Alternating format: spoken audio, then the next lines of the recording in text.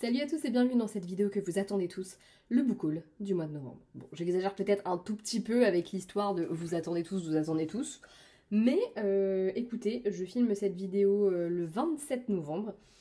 Va-t-elle sortir ou pas? Vais-je craquer à nouveau? Non, en vrai, je pense pas parce que les trucs que je veux acheter sortent le 30 novembre et je pense que je les achèterai le 1er décembre parce que le 30 novembre, de toute façon, je ne travaille pas, donc il est hors de question que j'aille au travail.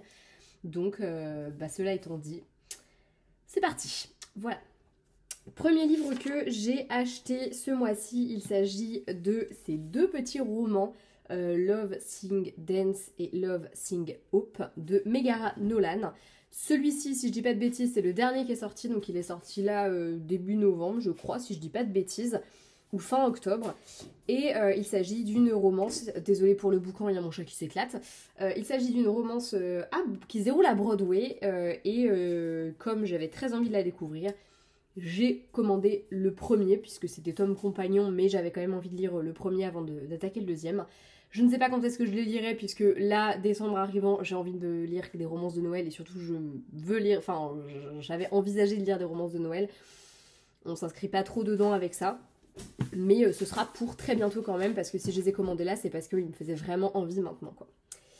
En revenant de vacances, j'ai craqué un petit peu puisque j'étais en vacances sur la première semaine de novembre, donc forcément il a fallu que je rattrape mon retard d'achat. Elle est insupportable cette pétasse. Du coup j'ai pris le dernier Lisa Jewell sorti en poche, Rentre avant la nuit, aux éditions Hauteville. Lisa Jewell, autrice de talent en termes de thriller plutôt domestique, j'ai envie de dire. D'ailleurs j'ai lu son dernier roman sorti, Ils resteront chez nous, dont je vous ai parlé dans le dernier update lecture. Je vous le conseille vraiment du fond du cœur et j'ai très hâte de lire celui-ci. Je me suis également pris La Maison sans souvenir de Donato Carisi aux éditions Le Livre de Poche, tout simplement parce que, ayant lu La Maison des Voix, que j'ai adoré de cet auteur avec le même personnage principal, il était évident que je voulais lire celui-ci. Donc pour l'instant c'est pas encore fait, mais ça ne saurait tarder. D'ailleurs au moment où je fais cette vidéo, j'avoue que j'ai très envie que ce soit ma prochaine lecture. On verra. Je me suis pris la suite de Lights Out, No Grip de Miles Coleman aux éditions Ito, tout simplement parce que j'ai le tome 1 dans ma pile à lire et je me suis dit bon vas-y prends le 2, ça va te motiver à lire le tome 1. Bon, le tome 1 n'est toujours pas lu, mais je pense que ça ne saurait tarder. C'est ce que je dis de tous mes livres, c'est ça qui est bien, c'est qu'à un moment donné, je peux pas me dédoubler non plus, quoi.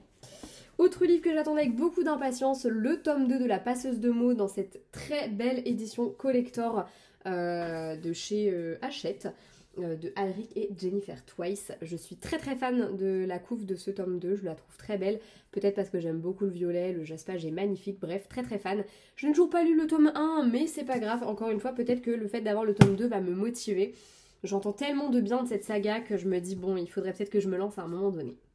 Pendant que j'étais en vacances, nous avons reçu une autrice, Florence Saugère, au magasin, et ma collègue qui sait que j'adore les romances de Noël m'a offert Plus jamais seule pour Noël. Donc c'est aux éditions Alter Wheel, avec qui d'ailleurs, pour la petite anecdote, j'ai été partenaire quand ils se sont lancés, donc livre dédicacé. Et voilà, ouais, j'ai été partenaire pendant la première année de l'existence de cette maison d'édition, donc ça me fait quelque chose parce que c'est le premier que j'ai en version papier. Tout ce que je recevais, c'était par e-book, donc ça me touche un petit peu. Et en plus, romance de Noël, ça a l'air très sympa. J'ai très hâte de le découvrir. Vous imaginez bien qu'il a rejoint ma pile à lire de Noël. J'ai tellement de romances de Noël, je ne suis pas sûre de réussir à toutes les lire, même si je vais vraiment essayer d'y aller, quoi. Mais on verra. En tout cas, merci Tiff si tu passes par là, c'est très gentil d'avoir pensé à moi. Ensuite, j'ai acheté le tome 2 de Witchlands de Suzanne Dinard, donc Wind Witch aux éditions La Martinière. Depuis sa sortie, à chaque fois que je le voyais dans le rayon, je me tâtais.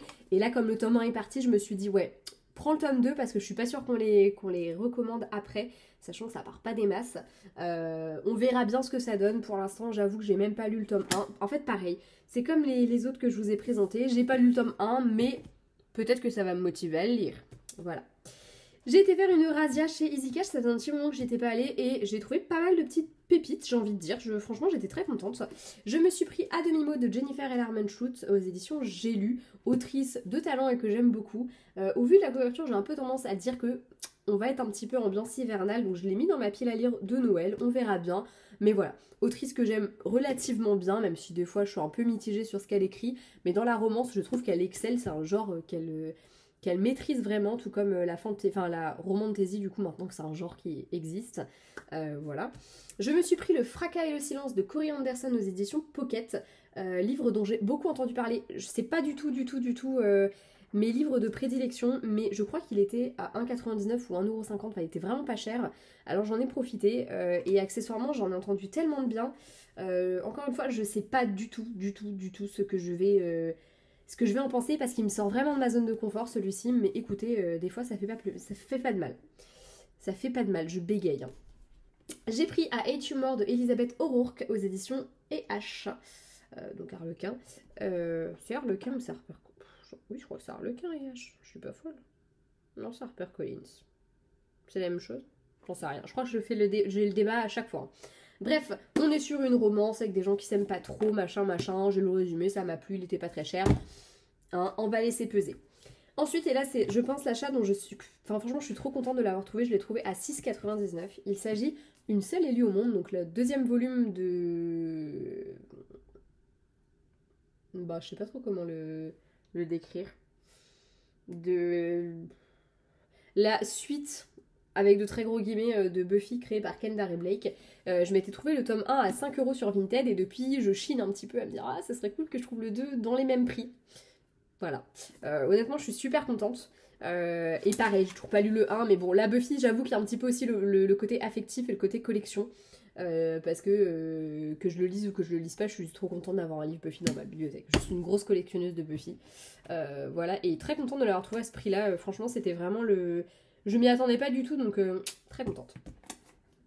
Je me suis pris Midnight Blue de L.J. Chen aux éditions Hugo Roman. L.J. Chen, j'en entends beaucoup parler. Et du coup, je suis très intriguée. Mais ce qu'elle écrit, c'est pas forcément ce que j'aime trop lire. Du coup, jusque-là, j'avais un peu laissé de côté. Mais celui-ci, je sais que depuis qu'il était sorti, que j'en avais entendu un peu parler, il me titille un petit peu. On est sur une histoire avec un rocker, etc. Moi, j'aime bien les histoires avec des stars, en fait. Je trouve que ça peut être intéressant quand c'est bien fait. Par contre, ouais, je suis hyper critique. Quand c'est quelque chose que j'aime bien, généralement, de toute façon, je suis critique. Du coup, voilà, très, très hâte de le découvrir. En même temps, j'ai un peu peur parce que je me rends compte qu'il y a pas mal d'autrices de romances. Des fois, je suis pas hyper fan. Je sais que... Ah. Je sais que enfin, c'est pas que je suis pas hyper fan, mais je sais que j'ai pas forcément les mêmes avis que les autres sur des auteurs hyper cotés. Alors du coup, j'ai un peu peur. Je me dis peut-être que je vais pas du tout aimer et tout. Mais bah, si j'aime pas, il rejoindra mon Vinted et il fera des heureuses. Voilà.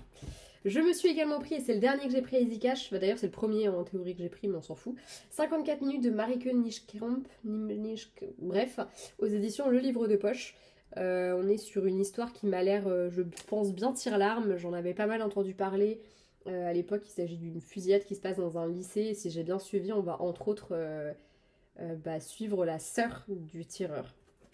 Et j'ai très hâte de le découvrir parce que pour le coup c'est des thématiques qui me touchent beaucoup et que j'apprécie de trouver dans la littérature jeunesse, parce que je trouve que c'est important de parler de ces choses-là. C'est des choses qui arrivent et qui arrivent rarement par hasard. C'est rarement parce que la personne elle est zinzin dans sa tête ou quoi qu'elle fait de la merde, hein. C'est bien souvent parce que enfin voilà, bien souvent il se passe des choses et les gens pètent des câbles enfin bref, c'est horrible. Je vais pas épiloguer sur le sujet, je vous en reparlerai quand je l'aurai lu de toute façon. Ensuite, j'ai eu droit au petit craquage de fin de mois au magasin, voilà. J'ai travaillé ce dimanche 26 novembre, premier dimanche où nous sommes ouverts, et généralement c'est un dimanche qui est plutôt calme. Le matin, ça allait. Puis l'après-midi, j'ai eu le temps de lire quelques résumés de livres. Et quand moi j'ai le temps de lire des résumés de livres, et j'achète les livres. Du coup, je me suis pris Secret d'été de Elin Hilderbrand aux éditions Le Livre de Poche. Il y en avait 3 d'autrices qui me plaisaient, j'ai pris celui qui me plaisait qui me tentait plutôt, et j'ai pris celui qui me plaisait le plus, avec Secret d'été, avec le résumé qui me donnait le plus envie de lire, entre guillemets, là maintenant. J'aime bien cette autrice, j'avais lu La Rumeur d'elle et j'avais trouvé la façon dont le récit était fait plutôt sympa. Donc j'ai assez hâte de découvrir, et si j'aime bien celui-ci, je pense que j'achèterai les 2 autres comme ça.